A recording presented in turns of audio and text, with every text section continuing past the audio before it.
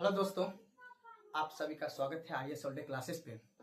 जैसा कि आपको पता है कि हम लोग पॉलिटिक का सीरीज चला रहे हैं और पॉलिटिक के सीरीज में पॉलिटिक की सीरीज के अंतर्गत जो है हम लोग आज सबसे इम्पोर्टेंट टॉपिक वो है भारत की नागरिकता, जो हमारे संविधान के अनुच्छेद नंबर 2 में बात की गई है। संविधान के भाग नंबर 2 में बात की गई है। तो यहाँ से क्वेश्चन लगभग पूछ देता है कि नागरिकता जो है संविधान के किस भाग के अंतर्गत आता है, तो भाग 2 के अंतर्गत आता है और अनुच्छेद संख्या जो है ये 5 से 11 के अंतर्गत आता है। तो यहां से सवाल आप लोगों को पूछ देगा कि संविधान में किस भाग के अंतर्गत नागरिकता का प्रावधान किया गया है, तो आपको बता देना है संविधान के भाग नंबर 2 के तहत ये प्रावधान किया गया है। उसके बाद आता है अनुच्छेद 5 से 11 के अंतर्गत जो है आपका अनुच्छेद की संख्या की बात की गई है। अब बात करते हैं नागरिकता का जो स्रोत, किस देशों से नागरिकता लिया गया है, तो वो ब्रिटेन से लिया गया है। और दूसरा आपसे सवाल पूछेगा कि हमारे देश की नागरिकता की प्रवृत्ति क्या है, तो हमारे देश की नागरिकता की प्रवृत्ति याद रखिएगा एकल नागरिकता की बात की गई है। ठीक है, तो एकल नागरिकता की प्रवृत्ति की बात की गई है वो हमारे देश के अंतर्गत। अब याद रखिएगा जबकि यूएसए के अंतर्गत कौन सी नागरिकता की बात की गई है, तो दोहरी नागरिकता की बात की गई है, जबकि भारत देश के अंतर्गत आपको एकल नागरिकता की बात की गई है। अब यहां से हमें यह समझना है कि हमारे संविधान में, याद रखिएगा संविधान में जो अनुच्छेद की संख्या बात की गई है वो बात की गई 5 से 11 की बात की गई है। तो संविधान के अनुच्छेद 5 से 11 की बात की गई है, तो यहां से आप ये चीज को समझिएगा कि संविधान के अनुच्छेद 5 में क्या है, 6 में क्या है, और 7 और 8, 9 और 10 और 11। तो सबसे पहले देखिए, याद रखिएगा, समझिएगा, यहाँ पे सबसे पहले हम लोग समझेंगे कि आर्टिकल 5 के अंतर्गत क्या बात की गई है। तो याद रखिएगा आर्टिकल 5 के अंतर्गत कहा गया है, याद रखिएगा आर्टिकल 5 के अंतर्गत संविधान के प्रारंभ से, याद रखिए कहा गया है, ठीक है, संविधान के प्रारंभ से, ठीक है, संविधान के प्रारंभ से अगर कोई व्यक्ति, याद रखिएगा, अगर कोई व्यक्ति भारत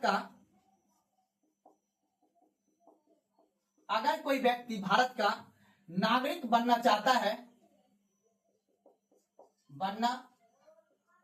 है तो उसे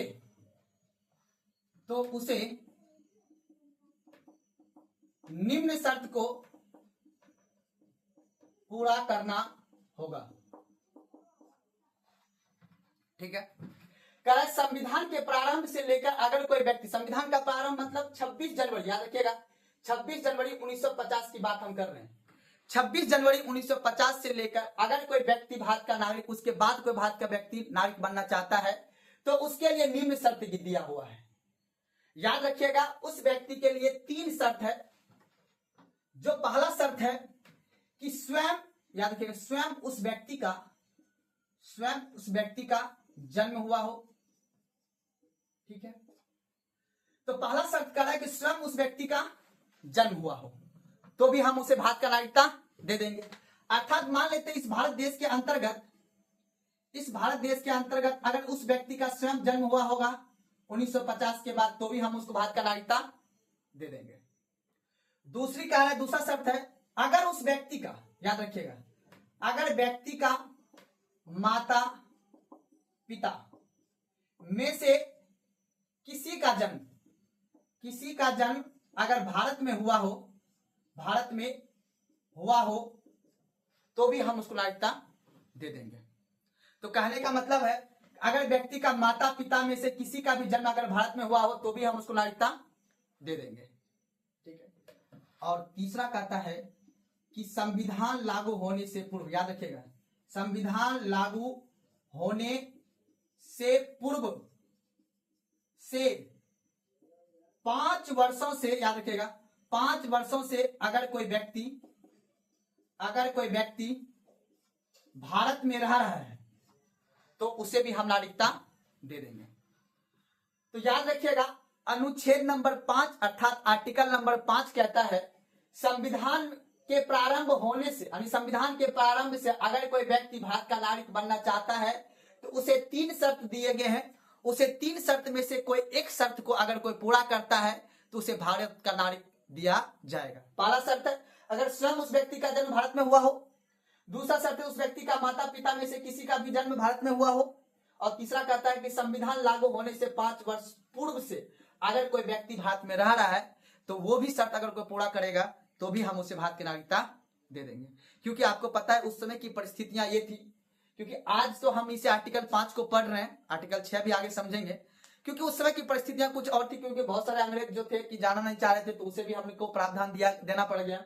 क्योंकि संविधान लागू होने से 5 साल पहले से अगर कोई रह रहा है कोई बाहरी व्यक्ति तो भी हम उसको नागरिकता दे देंगे।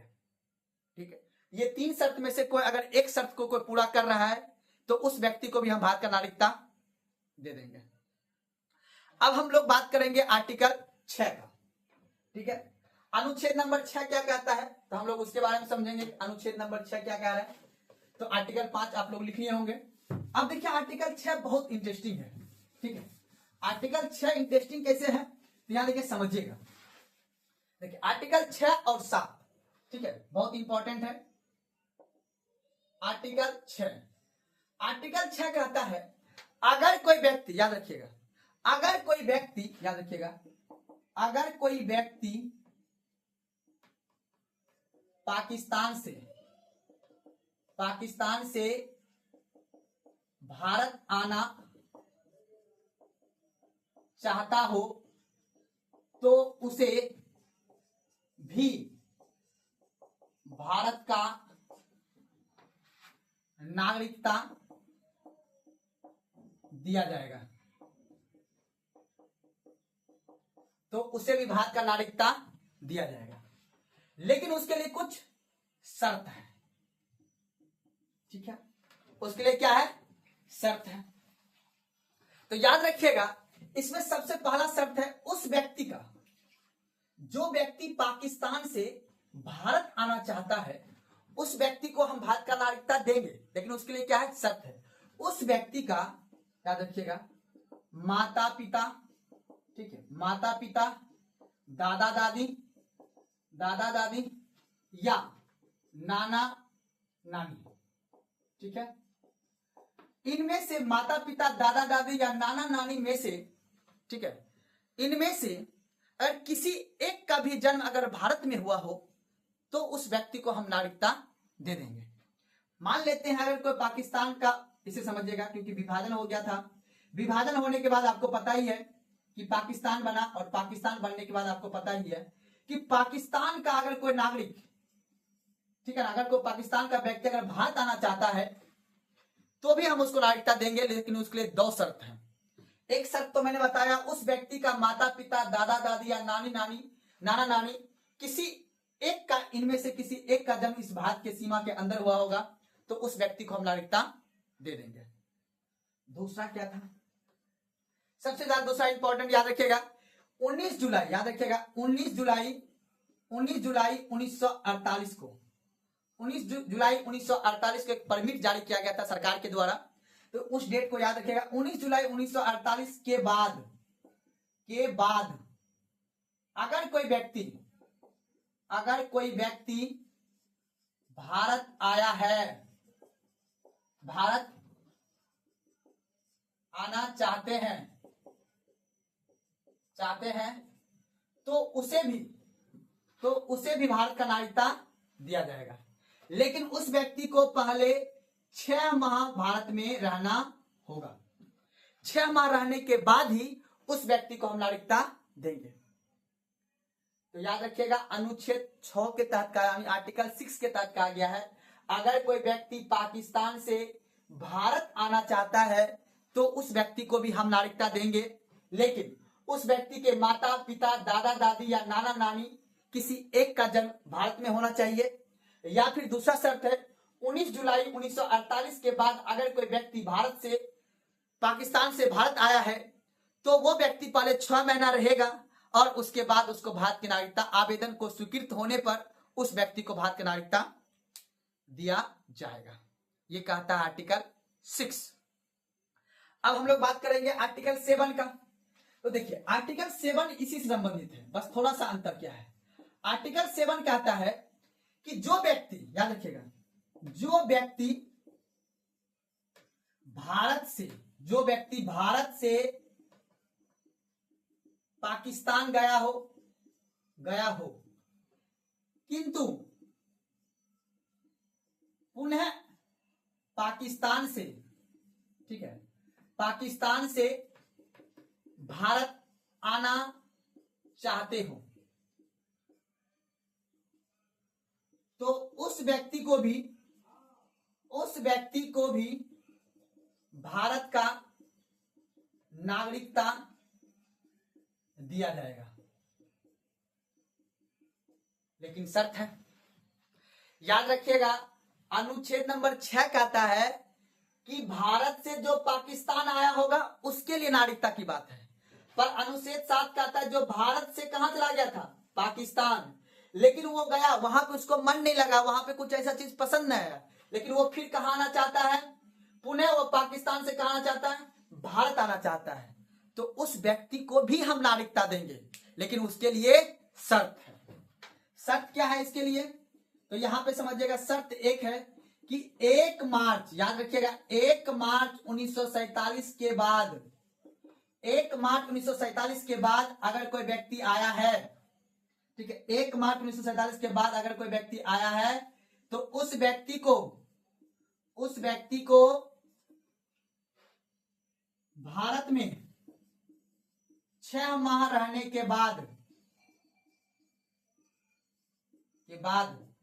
नागरिकता आवेदन स्वीकृत होने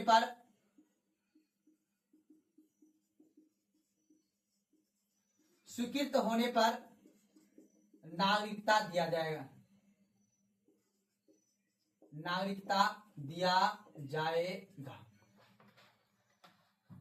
एक ये है। 1 मार्च 1947 के बाद अगर कोई व्यक्ति भारत आया है तो उस व्यक्ति को भारत में पहले 6 माह रहना होगा, उसके बाद उस व्यक्ति को भारत का नागरिकता दिया जाएगा, पर आवेदन स्वीकृत होने के बाद। दूसरा शर्त क्या है, वही 19 जुलाई 1948 के बाद, यानी परमिट के बाद अगर कोई व्यक्ति आया है तो उस व्यक्ति को भी हम नागरिकता देंगे, लेकिन वो 6 माह रहने के बाद, 6 माह रहेगा, रहने के बाद फिर उसको हम आवेदन स्वीकृत होगा, उसके बाद हम भारत को नागरिकता देंगे। अब देखिए यहां पे समझिएगा, आर्टिकल 6 कहता है पाकिस्तान से जो भारत आया होगा उसको हम नागरिकता देंगे 2 शर्त पे, 2 में से कोई एक शर्त पूरा करेगा तो हम उसको नागरिकता दे देंगे। एक कि वह व्यक्ति अगर यह साबित कर दे भारत यानी माता पिता दादा दादी नाना नानी में से कोई एक का जन्म हुआ हो। दूसरा कारण 19 जुलाई 1948 के बाद अगर कोई व्यक्ति आया तो उसको 6 माह पहले रहना होगा, उसके बाद आवेदन करेगा, आवेदन करने के बाद फिर उसको स्वीकृति मिलने के बाद उसको नागरिकता दिया जाएगा, ठीक है। उसके बाद आर्टिकल 7 कहता है कि जो व्यक्ति भारत से पाकिस्तान गया, पुनः वो पाकिस्तान से भारत आना चाहता है, तो भी हम उसको नागरिकता देंगे, लेकिन उसके लिए 2 शर्त है, 2 में से कोई एक शर्त भी पूरा करेगा तो हम उसको नागरिकता दे देंगे। पहला शर्त है 1 मार्च 1947 के बाद अगर कोई व्यक्ति आया तो भी उसके 6 माह रहेगा, उसके बाद उसको नागरिकता मिलेगा। उसके बाद 19 जुलाई 1948 के बाद अगर कोई व्यक्ति आया है तो भी उसे 6 माह रहने के बाद ही उसको नागरिकता दिया जाएगा। याद रखिएगा, अब जो है वर्तमान में आर्टिकल 6 और आर्टिकल 7 का उतनी प्रासंगिकता नहीं है, क्योंकि उस समय की ऐसी परिस्थितियां थी, क्योंकि देश जब आजाद हुआ तो देश आजाद होने के बाद एक तरफ तो खुशी था, लेकिन दूसरी तरफ आपको पता है देश का विभाजन हुआ था, तो विभाजन के समय कई सारे नागरिक व्यक्ति इधर से उधर, उधर से इधर हुआ, तो इसलिए हमारे संविधान में आर्टिकल 6 और आर्टिकल 7 का प्रावधान किया गया, जिसके अब उतनी कोई खास प्रासंगिकता नहीं है, क्योंकि आर्टिकल 6 और 7 सिर्फ पाकिस्तान के नागरिकों की बात करते हैं। अब हम लोग बात करेंगे किस चीज का, आर्टिकल 8 का। किसका बात करेंगे, आर्टिकल 8 का। क्या आर्टिकल 8 क्या कहता है?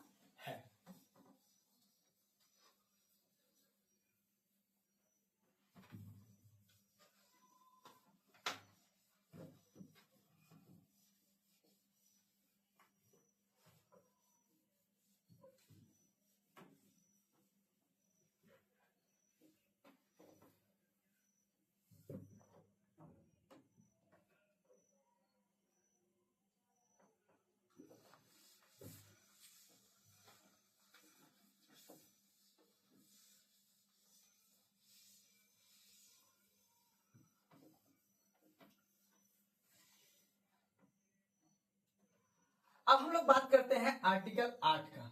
आर्टिकल 8 क्या कहता है, ठीक है। अब याद रखिएगा,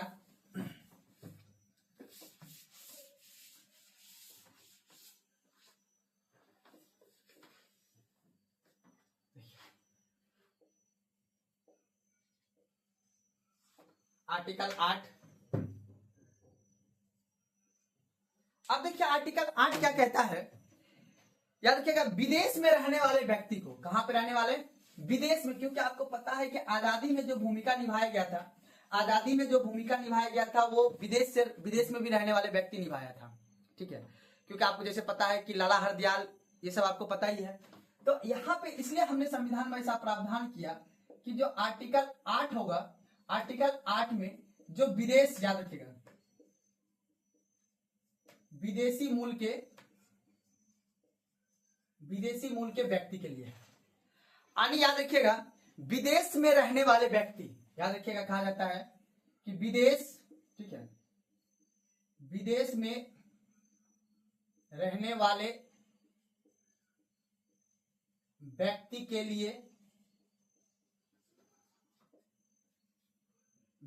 लिए नागरिकता का प्रावधान, अर्थात कह रहा है कि जो व्यक्ति विदेश में रह रहा है वो भी व्यक्ति भारत का नागरिक बन सकता है। कैसे, अगर वो व्यक्ति यानी विदेश में रहने वाले व्यक्ति अगर ये साबित कर दे, अगर वो साबित कर दे, विदेश में रहने वाला व्यक्ति अगर ये साबित कर दे, शर्त है, याद रखिएगा उसका शर्त ये है कि उसके माता पिता, याद रखिएगा माता पिता, दादा दादी, नाना नानी, ठीक है,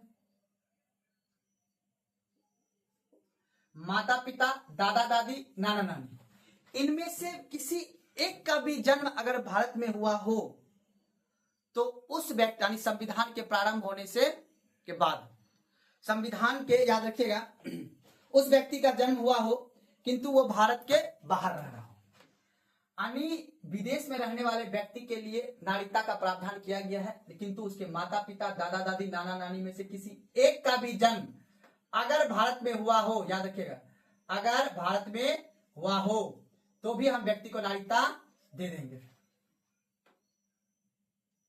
ठीक है। उसके लिए वो व्यक्ति जो है विदेश में दूतावास से भारत सरकार के दूतावास से वो संपर्क करेगा और दूतावास में पंजीकरण कराने के बाद उसकी पंजीकरण की स्वीकृति होने के बाद उसकी नागरिकता दे दिया जाएगा। ऐसा कहता है आर्टिकल 8।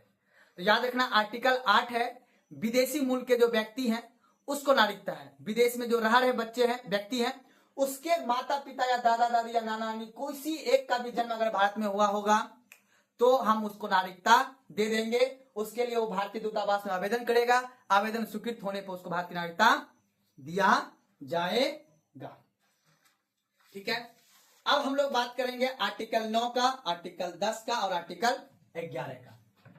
अब देखिए आर्टिकल 11 क्या कहता है, यहां पे देखिए समझिएगा, बड़ा वेरी सिंपल है। आर्टिकल 9, आर्टिकल 9 कहता है, याद रखिएगा,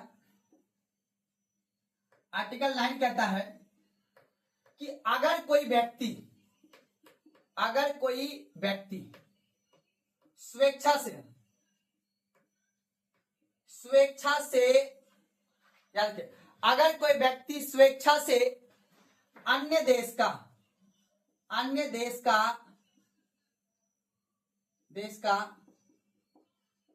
नागरिकता ग्रहण करता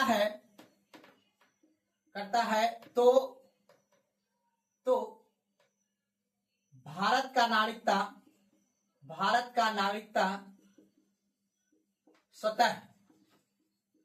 स्वतः समाप्त हो जाएगा। अगर कोई व्यक्ति किसी अन्य देश का नागरिकता ग्रहण करता है तो भारत की नागरिकता स्वतः उसका क्या हो जाएगा, समाप्त हो जाएगा। ऐसा आर्टिकल कौन कहता है, 9। तो क्योंकि अगर कोई भारत का नागरिक है लेकिन वो कहीं गया और दूसरे देश का नागरिकता ले लिया तो ऑटोमेटिक स्वतः ही उसका भारत का नागरिकता क्या हो जाएगा, समाप्त हो जाएगा। क्योंकि भारत देश में एकल नागरिकता की बात की गई है, दोहरी नागरिकता की बात अपने देश में नहीं है। अर्थात इसलिए हमने संविधान के अनुच्छेद नंबर 9 में यह प्रावधान किया है, अगर कोई व्यक्ति स्वेच्छा से किसी अन्य देश का नागरिकता ग्रहण कर लेता है तो वह व्यक्ति को भारत का नागरिकता क्या होगा, स्वतः ही उसका क्या हो जाएगा, खत्म हो जाएगा। अब कहता है आर्टिकल 10, आर्टिकल 10 देखिए क्या कहता है, याद रखिएगा। संविधान के प्रारंभ से याद रखिएगा, संविधान के प्रारंभ के समय से सभी व्यक्ति का नागरिकता बना रहेगा। अर्थात हम कह सकते हैं नागरिकता का बना रहना, जन्म से लेके भारत में के अगर कोई व्यक्ति भारत का नागरिक बन गया है, जन्म से लेके मृत्यु तक उस व्यक्ति का भारत का नागरिकता बना रहेगा। लेकिन जब तक कि वो कोई देश विरोधी कार्य नहीं करेगा उसकी नागरिकता छीना नहीं जाएगा। तो अर्थात हम ये कह सकते हैं संविधान के प्रारंभ के समय से सभी व्यक्ति का नागरिकता बना रहेगा जब तक कि वो कोई देश विरोधी कार्य नहीं करेगा। अर्थात नागरिकता का बना रहना, ऐसा आर्टिकल कौन कहता है, 10। अब हम लोग बात करेंगे आर्टिकल 11 की बात करेंगे, ठीक है। देखिए आर्टिकल 11 क्या है, सिंपल सी बात है। संसद कहता है संसद विधि बनाकर, क्या बनाकर, विधि बनाकर व्यक्ति का, याद रखिए संसद विधि बनाकर व्यक्ति को नागरिकता अर्जन कर सकता है या नागरिकता समाप्त कर सकता है।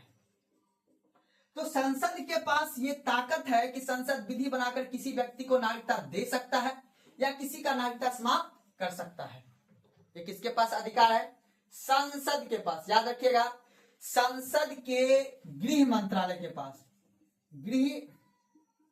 संसद के गृह मंत्रालय के पास यह अधिकार है कि किसी व्यक्ति को नागरिकता देने का या नागरिकता छीनने का अधिकार किसके पास है, संसद के पास। संसद विधि बनाकर किसी भी व्यक्ति का नागरिकता छीन सकता है या किसी को नागरिकता दे सकता है। ऐसा अनुच्छेद कौन कहता है, 11। तो अनुच्छेद 11 के अंतर्गत यह प्रावधान किया गया है संविधान में संसद विधि बनाकर किसी व्यक्ति को नागरिकता दे सकता है या किसी का नागरिकता छीन सकता है। अब याद रखिएगा इसी आर्टिकल के तहत हमारे संविधान में बनता है सबसे पहले नागरिकता अधिनियम। याद रखिएगा नागरिकता अधिनियम 1955। अब इसी नागरिकता अधिनियम 1955 के तहत हम लोग जो है नागरिकता देने का काम करेंगे सब व्यक्ति को। याद रखिएगा इसी के तहत इसमें कई बार, अभी तक में 9 बार संशोधन हो चुका है। जो हम आगे की क्लास में हम लोग ये देखेंगे कि अनुच्छेद 11 के तहत जो संसद को विधि बनाकर नागरिकता देने का या नागरिकता छीनने का जो अधिकार है उसके बारे में हम लोग अगला क्लास में देखेंगे, ठीक है। तो यहां तक आप लोग समझ गए होंगे। एक बार मैं फिर से एक बार रिकॉल करा देता हूं। अनुच्छेद नंबर 5 से 11 तक नागरिकता का प्रावधान है, जिसमें अनुच्छेद 5 ये कहता है कि संविधान के प्रारंभ से लेकर अगर कोई व्यक्ति भारत का नागरिक बनना चाहता है उसके लिए 3 शर्त दिए गए हैं। 3 शर्त में से किसी एक शर्त को कोई पूरा करेगा तो उसको भारत का नागरिकता दिया जाएगा। 3 शर्त में से पहला शर्त यह था कि अगर कोई व्यक्ति स्वयं उसका भारत में जन्म हुआ हो तो उस व्यक्ति को भारत का नागरिक माना जाएगा। दूसरा शर्त यह था अगर उस व्यक्ति का माता पिता किसी एक का जन्म अगर भारत में हुआ हो तो भी हम नागरिकता उसे दे देंगे। तीसरा शर्त था संविधान लागू होने से 5 वर्ष पूर्व से अगर कोई भारत में रह रहा है तो भी हम उसे नागरिकता दे देंगे। ऐसा ये तीनों शर्त संविधान के अनुच्छेद नंबर 5 में ये प्रावधान की गई थी। अब कहते हैं हम संविधान का अनुच्छेद नंबर 6। संविधान का अनुच्छेद 6 कहता है कि अगर कोई व्यक्ति पाकिस्तान से भारत आया हो तो भी हम उसको नागरिकता दे देंगे। उसके लिए 2 शर्त रखी गई थी। पहला शर्त था अगर उसका माता पिता, दादा दादी, नाना नानी में से किसी एक का जन्म भारत में हुआ हो तो भी हम उसे नागरिकता दे देंगे। दूसरा शर्त था 19 जुलाई 1948 के बाद अगर कोई व्यक्ति भारत में आया हो तो उसे 6 माह रहने के बाद उसकी आवेदन स्वीकृति होने पर उस व्यक्ति को नागरिकता दिया जाएगा। अर्थात याद रख लेना है आप लोगों को कि अनुच्छेद नंबर 6 कहता है कि जो पाकिस्तान से जो व्यक्ति आया होगा उसको नागरिकता मिलेगा। ठीक है, 6 के तहत। 7 में कहता है जो भारत से पाकिस्तान गया और पाकिस्तान से फिर पुनः कहाँ आ गया, भारत आ गया। तो एक तरह से आप लोग को इस तरह से आपको याद कर लेना है। मैं आपको एक बार फिर से रिकॉल करा देता हूं।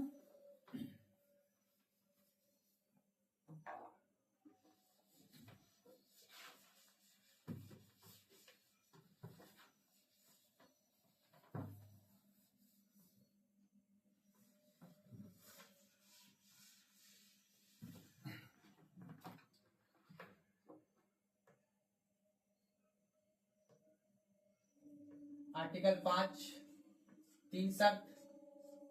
ठीक है,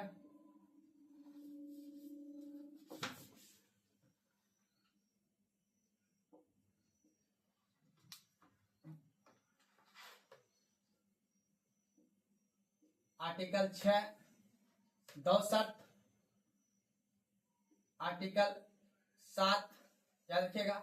आर्टिकल 6 में कह रहा है जो पाकिस्तान से, याद रखिएगा, पाकिस्तान से भारत आया हो। आर्टिकल 7 कहता है भारत से, ठीक है, भारत से पाकिस्तान गया हो फिर पुनः भारत आया हो पाकिस्तान से। तो जो व्यक्ति भारत से पाकिस्तान गया हो या पाकिस्तान से पुनः कहाँ आया हो, भारत आया हो, तो भी हम उसे नागरिकता दे देंगे। आर्टिकल 7 कहता है। अब याद रखना आर्टिकल 8 में क्या कह रहा है। आर्टिकल 8 में ने बताया विदेशी मूल के लिए है। किसके लिए है, विदेशी मूल के लिए है।